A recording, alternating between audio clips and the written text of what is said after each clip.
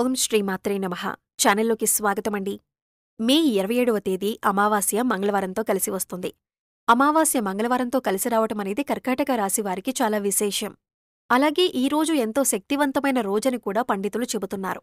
అయితే అంతటి విశేషమైన రోజున ఈ రాశివారు ఏ పనులు చేయటం వల్ల మీలో ఉన్న నెగటివ్ ఎనర్జీ తొలగిపోయి విశేషమైన ధనలాభం కలిగి మీకున్న ఆర్థిక కష్టాలు తొలగిపోతాయి అనే అంశాలతో పాటుగా స్నానం చేసే నీటిలో ఏం కలుపుకోవాలి, ఆ పదార్థాలు ఎందుకు కలుపుకోవాలి అనే అంశాలను ఈ వీడియోలో మనం వివరంగా తెలుసుకుందాం. కానీ అంతకంటే ముందుగా మీరు గమనించాల్సిన విషయం ఏంటంటే, ఇప్పటివరకు మీరు మన ఛానల్ని సబ్స్క్రైబ్ చేసుకోకపోతే సబ్స్క్రైబ్ చేసుకొని పక్కనే ఉన్న బెల్ ఐకాన్ నొక్కి ఆల్ సెలెక్ట్ చేసుకుంటే మేమిలాంటి వీడియోస్ అప్లోడ్ చేయగానే ముందుగా మీకు నోటిఫికేషన్ వస్తుంది. ఇక వివరాల్లోకి వెళ్ళిపోతే, ముందుగా అమావాస్య రోజు ఏ పనులు చేస్తే అదృష్టం కలిసొస్తుందో, ఏ పనులు చేస్తే దురదృష్టం కలుగుతుందో తెలుసుకుందాం. అమావాస్య చాలా శక్తివంతమైంది. అమావాస్య రోజు కొన్ని పనులు చేస్తే అదృష్టం బాగా కలిసొస్తుంది. అమావాస్య రోజు ఎవరైనా సరే సూర్యోదయానికి పూర్వమే తలస్నానం చేయాలి. తలంటూ స్నానం చేయకూడదు. తలస్నానం అంటే కేవలం నీళ్లు తల మీద పోసుకుని తలస్నానం చేయాలి. ఈ తలస్నానం చేస్తే చాలా మంచిదే. అమావాస్య రోజు మధ్యాహ్నం పూట నిద్రపోకూడదు. మధ్యాహ్నం పూట నిద్రపోతే దరిద్రం చుట్టుకుంటుంది. ఈ రోజు విశేషంగా లక్ష్మీ పూజ చెయ్యాలి. అమావాస్య రోజు చేసే లక్ష్మీ పూజను ఐశ్వర్య లక్ష్మీ పూజ అంటారు. ఈ పూజ చేయటం వల్ల ఆర్థిక సమస్యలన్నీ తొలగిపోతాయి. అమావాస్య సందర్భంగా అన్నదానం చేసినా, వస్త్రదానం చేసినా విశేషమైన శుభఫలితాలు కలుగుతాయి. అలాగే అమావాస్య సందర్భంగా ఎవరైనా సరే ఎడమకాలికి నల్లదారం కట్టుకుంటే చాలా మంచిది. అమావాస్య రోజు ఎడమకాలికి నల్లదారం కట్టుకుంటే ఎదుటివాళ్ల ఏడుపులేవి మీ మీద పనిచేయవు. నరదృష్టి ఉండదు, నరపీడ ఉండదు, శత్రుబాధలు తొలగిపోతాయి. ఎడమకాలికి నల్లదారం అమావాస్య రోజు కట్టుకోవాలి. అలా కట్టుకున్నట్లయితే మీకున్నటువంటి దిష్టిదోషం మొత్తం తొలగింపజేసుకోవచ్చు. అలాగే అమావాస్య రోజు రాత్రిపూట భోజనం చేయకూడదు, ఉపవాసం ఉండాలి. కేవలం పళ్ళు, పాలు మాత్రమే ఆహారంగా స్వీకరిస్తే చాలా మంచిది. అలాగే అమావాస్య అంటే సూర్యుడికి చాలా ఇష్టమైన రోజు. అందుకే ఎవరైనా సరే అమావాస్య సందర్భంగా సూర్యుడికి ఆర్ఘ్యమిస్తే, అంటే సూర్యుడికి నీటిని సమర్పిస్తే జాతక దోషాలు తొలగిపోతాయి. అంటే రాగి చెంబులో నీళ్లు తీసుకుని ఆ నీళ్లల్లో ఎర్ర పుష్పం, చిటికెడు కుంకుమ పువ్వు, కొద్దిగా గంధం కలిపి తూర్పువైపు తిరిగి ఓం సవిత్రే నమః అంటూ 12 సార్లు జపించి సూర్యభగవానుడికి ఆర్ఘ్యమిచ్చినట్లయితే విశేషమైన ఫలితాలు కలుగుతాయి. అమావాస్య సూర్యనారాయణమూర్తి పుట్టినరోజు కాబట్టి సూర్యుడి అనుగ్రహం వల్ల సకల శుభాలు కలుగుతాయి. అలాగే పితృదోషాలు, పితృశాపాలు తొలగిపోవటానికి అమావాస్య రోజు ఒక ప్రత్యేకమైన విధి విధానం పాటించాలి. మీకు దగ్గరలో రావి చెట్టు ఉన్నట్లయితే రావి చెట్టు దగ్గరికి వెళ్లి రావి చెట్టు మొదట్లో ఆవాల నూనె అంటే మస్టర్డ్ ఆయిల్ ప్రమిదలో పోసి 8 ఒత్తులు విడిగా వేసి దీపాన్ని వెలిగించాలి. అమావాస్య రోజు ఎవరైతే రావి చెట్టు దగ్గర ఆవాల నూనె దీపం పెడతారో వాళ్లకున్నటువంటి పితృదోషాలు, పితృశాపాలు తొలగిపోతాయి. అలాగే అమావాస్య సందర్భంగా నవధాన్యాలకు సంబంధించిన ఒక ప్రత్యేకమైన పరిహారం పాటిస్తే లక్ష్మీ కటాక్షం చాలా సులభంగా కలుగుతుంది. నవధాన్యాలు అమావాస్య రోజు నానబెట్టి వాటిని లక్ష్మీదేవికి నైవేద్యంగా సమర్పించి ఆ తరువాత ఆ నవధాన్యాలు ఎక్కడైనా పరిశుభ్రమైన ప్రదేశంలో చల్లాలి. కొన్ని రోజుల తర్వాత ఆ నవధాన్యాలకు మొలకలు వచ్చాక ఆ మొలకలు వచ్చిన నవధాన్యాలు గోవుకు ఆహారంగా తినిపించాలి. అమావాస్య రోజు నవధాన్యాల పరిహారం పాటించటం ద్వారా ఆర్థిక ఇబ్బందుల నుంచి సులభంగా బయటపడవచ్చు. అమావాస్య సందర్భంగా ఈ ప్రత్యేకమైన విధి విధానాలు పాటించండి.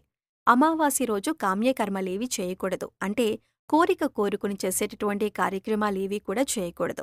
అయితే దానాలు చేయటం, నువ్వులు నీళ్లల్లో వేసి దక్షిణ దిక్కుకు తిరిగి పితృదేవతలకు తర్పణాలు ఇవ్వటం లాంటివి చేస్తే పితృదోషాలు తొలగిపోతాయి. అమావాస్య రోజు అద్భుతమైన శుభఫలితాలు సిద్ధింపజేసుకోవచ్చు. అలాగే అమావాస్య రోజున బకెట్ నీళ్లల్లో ఏది వేసుకుని స్నానం చేయటం వలన మీలో ఉన్న నెగటివ్ ఎనర్జీ తొలగిపోతుంది. అలాగే ఈ పదార్థాలలో బకెట్ నీళ్లను ఎందుకు కలుపుకోవాలి అనే అంశాలను ఇప్పుడు తెలుసుకుందాం. ప్రతి ఒక్కరూ కూడా ఆ భగవంతుడి ఆశీస్సులు మాపై ఉండాలని, జీవితంలో గొప్పగా ఎదగాలని కోరుకుంటారు. మరి ఆ దిశగా అడుగులు వేసేందుకు తమ వంతుగా ప్రతిరోజు పూజ చేస్తూ ఉంటారు. పూజ చేసినప్పుడు ఫలితాలు వస్తాయా అంటే మనశ్శాంతి మాత్రం ఖచ్చితంగా వస్తుంది. ఫలితం వస్తుందా అంటే మాత్రం అది వారి పూర్వజన్మ కర్మఫలితం మీద కూడా ఆధారపడి ఉంటుంది. మరి అలాంటి కర్మఫలితాన్ని తగ్గించుకోవాలి అంటే ఏం చేయాలి అనే సందేహం మీకు రావచ్చు. మనం ఏదైనా పని చేస్తున్నామంటే అది ఎందుకు చేస్తున్నాం అని తెలుసుకుని చేస్తే మాత్రం దానికి ఖచ్చితమైన ఫలితాలు దొరుకుతాయి. ఈ మాట సాక్షాత్తు వేద పండితులు చెబుతున్నారు. ఇంతటి విశేషమైన రోజున ఈ చిన్న పరిహారం చేసినట్లయితే కనుక లక్ష్మీ కటాక్షం కారణంగా దారిద్ర్య బాధలు తొలగిపోయి సిరి సంపదలు చేకూరుతాయి. చూడటానికి ఈ పరిహారాలు తేలిగ్గా అనిపించవచ్చు, కానీ వీటి ఫలితాలు మాత్రం చాలా గొప్పగా ఉంటాయి. ఇందుకోసం మీకు ముఖ్యంగా కావాల్సింది నమ్మకం, అలాగే ఈ పరిహారం మనకి పనిచేస్తుంది, కష్టాల నుంచి బయటపడేస్తుంది అనే విశ్వాసం. పరిహారంలో భాగంగా ముందు స్నానం చేసే నీటిలో ఏమేమి కలుపుకుంటే మీకు లక్ష్మీదేవి అనుగ్రహంతో సిరి సంపదలు పొందుతారో చూద్దాం. అంతేకాదు వాటిని ఎందుకు కలుపుకోవాలి అనే విషయాన్ని కూడా తెలుసుకుందాం. ఈ సృష్టిలో ప్రతి ఒక్క పదార్థానికి కూడా ఒక ప్రత్యేకత ఉంటుంది. అంతేకాదు మనం కనుక మనసులో బలంగా సంకల్పించుకుంటే ఆ పదార్థంలో ఉన్న గుణం ప్రత్యేకమైన పదార్థాలతో చేర్చి ఉపయోగించటం వల్ల మన సంకల్పాన్ని భగవంతునికి చేరవేస్తుంది. కానీ ఈ పరిహారాలు తేలిగ్గా ఉన్నాయి కదా చేసేద్దాం అని చేయటం కాదు, మనస్ఫూర్తిగా నమ్మి చెయ్యాలి. అప్పుడే మీకు సత్ఫలితాలు వస్తాయి. ఇక ఇంతటి విశిష్టమైన అమావాస్య రోజు ఈ రాశివారు ఉదయాన్నే నిద్రలేచి చక్కగా స్నానం చేయండి. అలాగే స్నానం చేసే నీటిలో ఒక తమలపాకు, కొద్దిగా రాళ్లుప్పు, అలాగే 2 హారతి కర్పూరం బిళ్లలను వేసి పొడి చేసుకుని ఇవన్నీ నీళ్లలో కలుపుకొని స్నానం చేయాలి. ఈ నీళ్లతో పిల్లలు ఇంకా పెద్దవాళ్లు కూడా స్నానం చేయవచ్చు. తమలపాకులు అంటే శుభసూచకం, అలాగే భగవంతుడికి ఎంతో ఇష్టం. అంతేకాకుండా ఈ పదార్థాలన్నీ కూడా మీలో పాజిటివ్ ఎనర్జీని పెంచుతాయి, మీ చుట్టూ ఉన్న నెగిటివ్ ఎనర్జీని తీసేస్తాయి. ఈ పదార్థాలను నీళ్లల్లో కలిపి స్నానం చేయటం వలన భగవంతుని అనుగ్రహాన్ని పొందుతారు. బకెట్ నీళ్లల్లో ఒక తమలపాకు వేసి అరగంట తర్వాత స్నానం చేస్తే శరీరానికి మరింత స్వచ్ఛత లభిస్తుంది. ఒంట్లో ఉండే నెగిటివ్ ఎనర్జీ అంతా తొలగిపోతుంది. ఇక తమలపాకు అందుబాటులో లేనివారు చిటికెడు పసుపును స్నానం చేసే బకెట్ నీళ్లల్లో వేసుకోవచ్చండి. ఎందుకంటే పసుపు అనేది శుభసూచకం.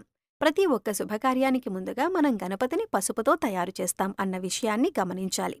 ఇక ఇటువంటి పసుపుని చిటికెడు నీళ్లల్లో కలుపుకోవటం వల్ల మనలో పాజిటివ్ ఎనర్జీ పెరుగుతుంది. అంతేకాదు మనసుకు కూడా పవిత్రత చేకూరుతుంది. ఇక రెండో పదార్థం మనం నీళ్లల్లో కలిపింది రాళ్లుప్పు. ఈ రాళ్లుప్పు నీళ్లల్లో కలపటం వల్ల మనలో ఉన్నటువంటి నకారాత్మక శక్తి అనేది తొలగిపోతుంది, అంటే నెగిటివ్ ఎనర్జీ. వాస్తవానికి చెప్పాలంటే మనకు తెలియకుండా మన మీద ఒక రకమైనటువంటి నకారాత్మక శక్తి పనిచేస్తూ ఉంటుంది. ఇక ఇలాంటి నకారాత్మక శక్తి ఉన్నప్పుడు మనం చేసే పనుల్లో ఆటంకాలు రావటం, అలాగే ఆర్థికంగా కుంగిపోవటం, ఇలాంటివన్నీ చూస్తూ ఉంటాం. ఇక ఈ నకారాత్మక శక్తి నుంచి బయటపడటానికి చిన్న చిన్న పరిహారాలు చేసుకుంటే సరిపోతుంది. దాన్ని తొలగించుకోవటానికి రాళ్లుప్పు మనకు ఎంతగానో సహాయపడుతుంది. ఇక మూడవ పదార్థం మనం నీళ్లల్లో కలిపింది కర్పూరం బిళ్లలు.